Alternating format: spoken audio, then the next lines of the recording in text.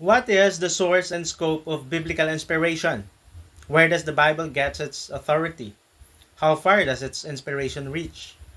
Does it apply to the whole book or just certain parts?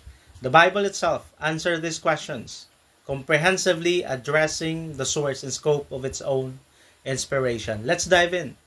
Una, ang pinagbabatayan sa kasulatan. Ang autoridad ng Biblia ay nagpapatutuo sa sarili. Ito ay nagsisilbing panghuling mapagkukunan para sa pag-unawa sa banal na inspirasyon. Sinasabi sa atin ng 2 Timothy 3:16 na ang lahat ng kasulatan ay hinahinga ng Diyos. Susunod, ang katiyakan ng wika. Ang inspirasyon ay umaabot lampas sa mga pangkalahatang konsepto upang saklawin ang eksaktong pananalita na ginamit upang ihatid ang mensahe ng Diyos. Exodo 24:4. This includes attention to detail. Inspiration extends to the smallest details. Matthew 22:31-32. Furthermore, there is plenary inspiration. The Bible's inspiration is not partial or selective. It is complete and comprehensive, extending to every part and teaching. 2 Timothy 3:16.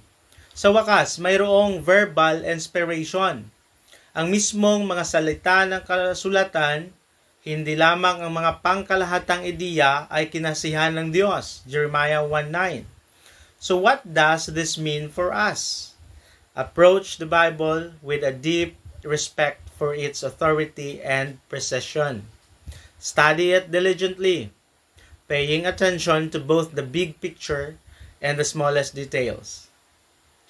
Ang Biblia ay komprehensibong tumutugon sa pinagmulan at saklaw ng sarili nitong inspirasyon na nagbibigay diin sa katangian nito bilang plenaryo at verbal.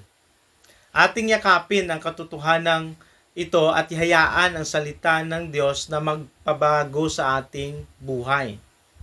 2 Timothy 3:16, all scripture is breathed out by God and profitable for teaching, for reproof, for correction, and for training in righteousness. Pagpalain nawa tayo ng Panginoon.